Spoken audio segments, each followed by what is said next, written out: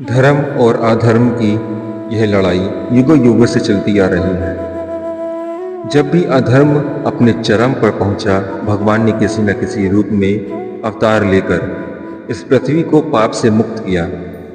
यही वादा श्री कृष्ण ने गीता में किया था, यदा यदा ही धर्मस्य ग्लानि भवति भारत अभुत्थानम अधर्मस्य तदात्मानं सृजाम्यहम्।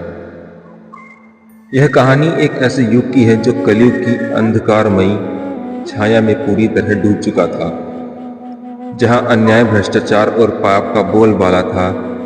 और तब एक चमत्कार हुआ। उत्तर भारत के एक बड़े नगर नवग्राम में राजा धर्मपाल का शासन था। पहले तो वे एक न्यायप्रिय और प्रजावत्सल शासक था, परंतु धीरे धीरे सत्ता का नशा, धन की भूख और कुटिल दरबारियों की संगत ने उसे भ्रष्ट बना दिया। धर्मपाल के दरबार में सेनापति विकराल, महामंत्री कुंतल और पुरोहित ब्रह्मणाचार्य तीनों का बोलबाला था।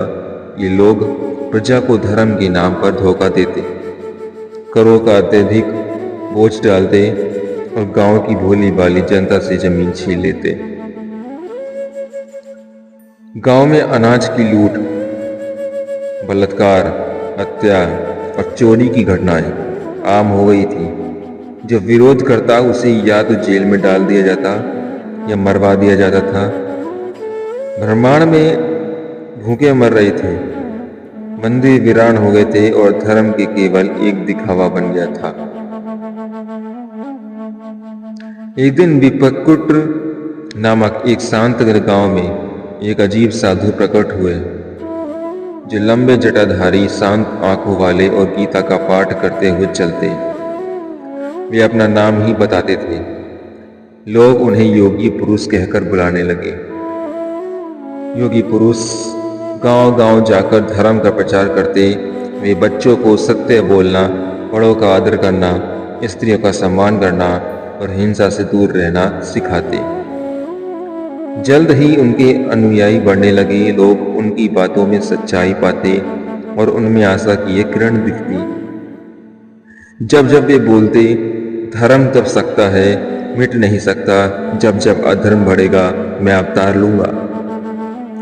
जो लोगों की आंखों में आंसू और हृदय में विश्वास भर जाता।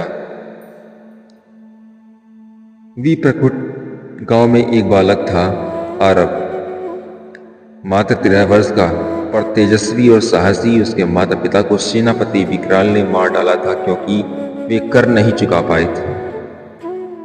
आरव योगी पुरुष का भक्त था। वह प्रतिदिन योगाभ्यास करता, गीता पढ़ता और गांव वालों को अत्याचार से लड़ने की प्रेरणा देता।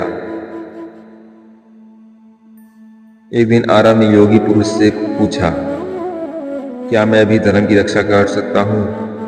योगी पुरुष मुस्कुराए और बोले, जब आत्मा सच्चे उद्देश्य से जलती है तो वही आत्मा भगवान का अस्त्र बन जाती है। बस उसी दिन से आरव ने प्रण किया, मैं अधर्म से लड़ूंगा, चाहे मेरी जान ही न चली जाए। आरव ने चुपचाप नवग्राम की अन्य बस्तियों से संपर्क करना शुरू किया। उसने किसानों, कारीगरों, पुजारियों और महिलाओं को संगठित किया। वह उन्हें सिखाता, सत्य बोलो, अन्याय का विरोध करो, एक दूसरे की सहायता करो और सबसे पहले डरना छोड़ दो। धीरे धीरे एक विशाल जनक्रांति की नींव पड़ गई। योगी पुरुष गुप्त रूप से मार्गदर्शन देते रहते। इधर राजा धर्मपाल को सब यह सूचना मिली कि गांव में कोई धर्म सेना बन रही है, तो यह क्रोधित हो गया। सेनापति विकराल को आदेश दिया गया, उस योगी को पकड़ो और उस लड़के को जीवित मत छोड़ना। एक रात जब योगी पुरुष एक गांव में प्रवचन दे रहे थे, विकराल की सेना ने वहां धावा बोल दिया और आरव ने गांव वालों को छिपाया और खुद अकेला सामने किया। आरव घायल हो गया, पर उसने विकराल के 3 सैनिकों को मार गिराया। तभी विकराल ने उसे पीछे से घायल कर दिया। योगी पुरुष उसके पास दौड़े और आरव की गोद में सिर रखकर बोले, आरव, तुम हारे नहीं, तुमने धर्म की लौ जलाए रखी, अब अधर्म का अंत निश्चित है। मंकराल ने जैसे ही योगी पुरुष पर वार किया तभी उनके शरीर से दिव्य प्रकाश निकला, सब स्तब्ध रह गया। साधु के रूप में स्वयं श्री कृष्ण प्रकट हुए। उनकी आंखों में करुणा और क्रोध दोनों था। वे बोले, मैंने गीता में कहा था, जब जब अधर्म बढ़ेगा मैं अवतार लूंगा। जब अधर्म का अंत हुआ और पल भर में श्री कृष्ण ने अपने सुदर्शन चक्र से विकराल और उसकी सेना का नाश कर दिया। श्री कृष्ण ने धर्मपाल को बंदी बना लिया और कहा, राजा वही होता है जो प्रजा का रक्षक हो, तक्षक नहीं। तुम्हारा अधिकार समाप्त। श्री कृष्ण ने प्रजा से पूछा, तुम्हारे लिए न्याय नेतृत्व कौन करेगा? लोगों ने एक स्वर में कहा, आरव। घायल आरव को श्री कृष्ण ने आशीर्वाद दिया और कहा, तुम धर्म राज्य कहलाओगे। तुम्हारा शासन न्याय और करुणा का प्रतीक होगा। नवग्राम में धर्म की स्थापना हुई। मंदिरों में फिर घंटियां बजने लगी, खेतों में हरियाली लौटी, स्त्रियों को सम्मान मिला, बच्चों को शिक्षा मिली। आरव ने राज्य चलाया पर हमेशा योगी पुरुष के मार्ग पर चला। वह गीता का पाठ हर दिन करता और हर निर्णय में ईश्वर का ध्यान करता।